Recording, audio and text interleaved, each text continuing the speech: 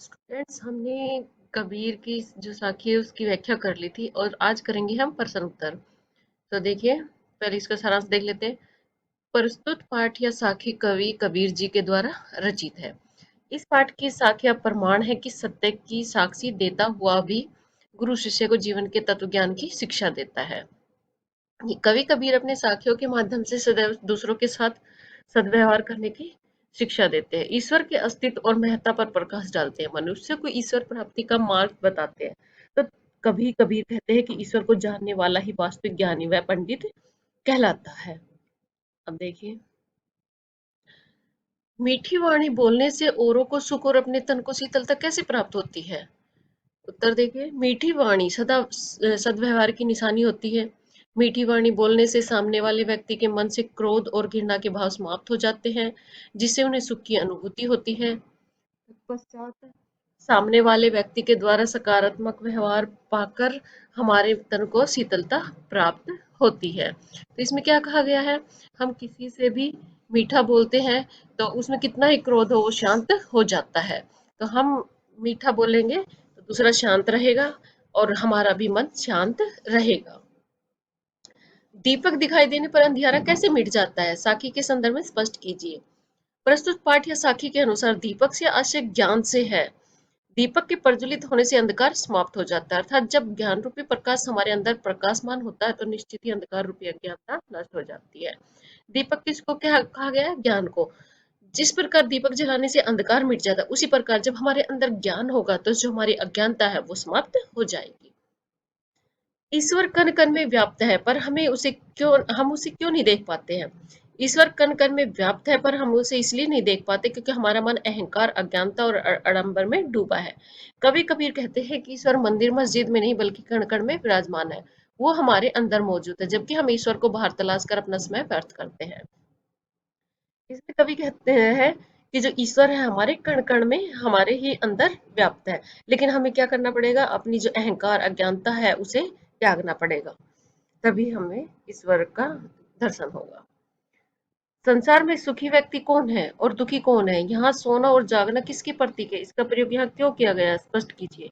कवि कबीर के अनुसार संसार में वे लोग सुखी है जो समस्त सांसारिक सुखों का भोग करते हैं, जबकि दुखी वे लोग हैं जो ईश्वर भक्ति में लीन कर जागते रहते हैं। कवि कबीर के अनुसार यहाँ सोना अज्ञानता का तथा जागना ज्ञान का प्रतीक है।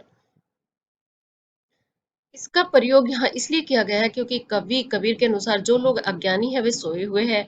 वे संसार में उपलब्ध सुख सुविधाओं को वास्तविक सुख समझते हैं, जबकि ज्ञानी लोग ईश्वर भक्ति में लीन होकर जागते रहते हैं। वास्तविक ज्ञान ईश्वर को जानना ही है। कबीर की उद्धत साखियों की भाषा की विशेषता स्पष्ट कीजिए। प्रस्तुत पाठ या साखी जो कवि कबीर जी के द्वारा रचित है, इसकी भाषा सद्दुकड़ी है। कबीर जी ने पंजाबी, अवधी, राजस्थानी, ब्रज आदि भाषाओं का मिश्रित प्रयोग किया है। तद्भव तथा देसी शब्द का प्रयोग हुआ है। कवि कबीर जी की साख्य जनमानस को जीने की कला सिखाने के साथ साथ जीवन उपयोगी अद्भुत ज्ञान का प्रसाद बांटती है। प्रस्तुत साखी में जनसाधारण की बोलचाल और सहज भाषा का प्रयोग किया गया है। ये कुछ एक्स्ट्रा क्वेश्चन है। कस्तूरी कहाँ होती है और मृग उसे कहाँ तलाशता है? तो इसका आंसर आ जाएगा, कस्तूरी मृग की नाभि में होती है। मृग को इस विषय में ज्ञान न होने के कारण वह उसे पूरे वन में तलाशता है। दूसरा क्वेश्चन है, कबीर निंदक को कहाँ रखने को कहते हैं? कबीर कहते हैं कि निंदक को अपने आंगन की कुटिया बनवा कर रखना चाहिए। निंदक होता है निंदा करने वाला, जो हमारी, इसमें क्या कहा गया, जो हमारी निंदा करता है तो उसे अपने पास जरूर बुलाइए अपने घर में, क्योंकि उसकी निंदा, जब वो हमारी निंदा करेंगे तब हम अपने उस जो हमारी बुराई है उसको हम दूर कर पाएंगे। तीसरा है, व्यक्ति को ईश्वर की प्राप्ति कब तक नहीं होती? व्यक्ति के मन में जब तक अहंकार रहता है तब तक उसे ईश्वर की प्राप्ति नहीं हो सकती। मीठी वाणी बोलने से क्या लाभ होता है? ये है फोर्थ वाला। अहंकारी व्यक्ति अपनी कड़वी बातों से खुद तो परेशान होता ही है, दूसरों को भी कष्ट पहुंचाता है। वह मीठी वाणी बोलने वाला व्यक्ति स्वयं भी शांत रहता है और अपने विनम्र बोली से दूसरे के मन को भी खुशी देता है। मीठी वाणी से सुनने वाले बोलने वाले दोनों को सुख मिलता है, इसलिए सदा मीठी वाणी बोलनी चाहिए। संसार में कौन दुखी और कौन सुखी है? संसार के विषय में विकारों में लिप्त मनुष्य ईश्वर को भूल खाने और सोने में मस्त है। उसके लिए सांसारिक भोगविलासी सत्य है, वह इसी को सुख मानकर सुख खुश है, जबकि कबीर को संसार की असरता का ज्ञान है, जिसकी वजह से वे संसार की दुर्दशा देखकर दुखी होते हैं और रोते रहते हैं। निंदक के समीप रहने से क्या लाभ होता है? जिस तरह साबुन में पानी वस्त्र से सारे दाग निकल देते हैं, उसी तरह निंदक भी हमारी कमियों से अवगत कराता है, और यदि हम उन कमियों को दूर कर ले तो हमारा स्वभाव वस्त्र के समान निर्मल हो जाता है। विरह का सर्प वियोगी की क्या दशा कर देता है? विरह एक ऐसे सर्प के समान है जो अगर किसी को जकड़ ले तो उसे कोई मात्रा भी मुक्ति नहीं दिला सकता। ईश्वर में कित विरह में व्यक्ति भी या तो प्राण त्याग देता है या पागल हो जाता है।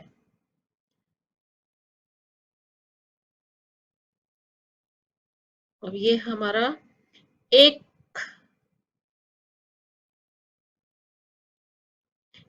एक ही आसिर पीव का पढ़े सुपंडित होए से कबीर की क्या शिक्षा देना चाहते हैं? कबीर कहते हैं कि मोटे मोटे ग्रंथ और ज्ञान की पुस्तकें पढ़कर भी यदि मनुष्य में जीवों के प्रति प्रेम का भाव नहीं है तो वह ज्ञानी और विद्वान कहलाने योग्य नहीं है, जबकि जो मनुष्य भले ही अनपढ़ है पर दया परोपकार जैसे मानवीय गुणों से युक्त है, वही सच्चा पंडित है। कबीर की साखियों से क्या शिक्षा मिलती है?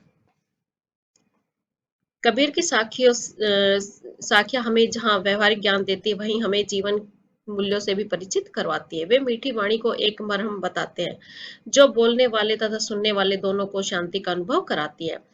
वे संसार की नश्वरता से पाठक को अवगत कराते हुए समझाते हैं कि विषय विकार से मुक्त होकर ईश्वर प्राप्ति का यत्न करना चाहिए। निंदक को साबुन मानकर उसे अपनी बुराइयों को दूर करने का साधन समझकर अपने साथ रखना चाहिए। ईश्वर कहीं और नहीं, मनुष्य के हृदय तथा संसार के कण कण में बसता है, इसलिए उसकी प्राप्ति के लिए कर्म कांडों आडंबरों की नहीं, सच्ची भक्ति की आवश्यकता होती है। ऐसा जीवन उपयोगी शिक्षा हमें कबीर की साखियों से मिलती है।